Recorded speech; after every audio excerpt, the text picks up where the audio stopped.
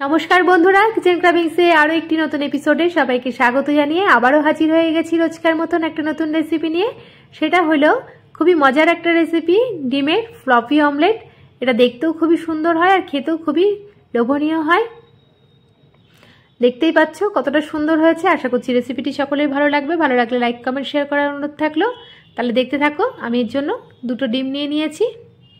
এবার ডিমটাকে আমি ফাটিয়ে আলাদা আলাদা, কুসুমটাকে আলাদা বাটিতে নিচ্ছি আর সাদা অংশটাকেও আলাদা বাটিতে নিচ্ছি। দুটো আলাদা আলাদাভাবে ফেটিয়ে নেব। কুসুমটাকে আর সাদা অংশটাকে দুটো বাটিতে আলাদা আলাদাভাবে নিলাম। একইভাবে আর একটা ডিমও আমি ফাটিয়ে নিচ্ছি। তোমরা চাইলে এখানে দুটোর পরিবর্তে 3টে বা 4টে ডিম দিয়েও এই অমলেট করতে পারো। আমি দুটো অমলেট দিয়ে করে দেখালাম তোমাদের। একইভাবেই করতে হবে। এবারে আমি দিয়ে দিচ্ছি একটু স্বাদ মতন লবণ। এবার কুসুমটাকে আমি আলাদা করে ফিরিয়ে নিচ্ছি। স্মুথ একটা ব্যাটার রেডি করে নিতে হবে। আর এদিকে সাদা অংশটাকেও আমি ফেটিয়ে নেবো একটা কাঁটা চামচের সাহায্যে। যত বেশি ফেটানো হবে তত বেশি এটা ফুলবে, ফেনা হবে। সাদা ফেনা দেখো, আস্তে আস্তে সাদা ফেনায় ভর্তি হয়ে যাচ্ছে বাটিটা। আর এই অমলেটটা খুবই সুন্দর হয়, দেখতেও সুন্দর হয় আর খেতেও একটু অন্যরকম টেস্ট হয়। তোমরা অবশ্যই বাড়িতে একবার ট্রাই করবে। আর তোমরা এখানে চাইলে একটু গোলমরিচের গুঁড়ো বা চিলি ফ্লেক্সও ব্যবহার করতে পারো। আমি ওটা স্কিপ করলাম। দেখো বাটি ভর্তি ফেনা হয়ে গেছে। এবারে চলো ভেজে নেওয়ার পালা। তার আগে কুসুমটাকেও আমি এর সঙ্গে মিশিয়ে নিই, আরেকবার ফেটিয়ে নেব।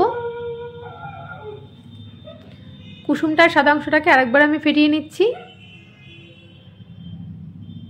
এবার চলো অমলেটটা রেডি করে নিই।